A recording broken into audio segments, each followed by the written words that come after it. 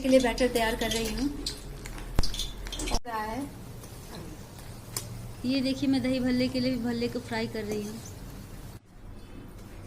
ये मैंने बैटर पूरा दही बना के तैयार कर लिया है। दही में मसाला वसाला सब कुछ डाल के। ये देखिए चीनी है, ये नमक, ये जीरा पाउडर, ये चाट मसाला है, और ये अभी इमली डाल रही हूँ।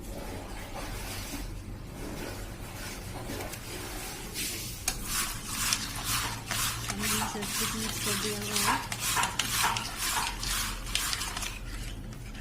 अब ये दही भल्ले के लिए भल्ले में मैं भल्ले को डाल रही हूँ दही में।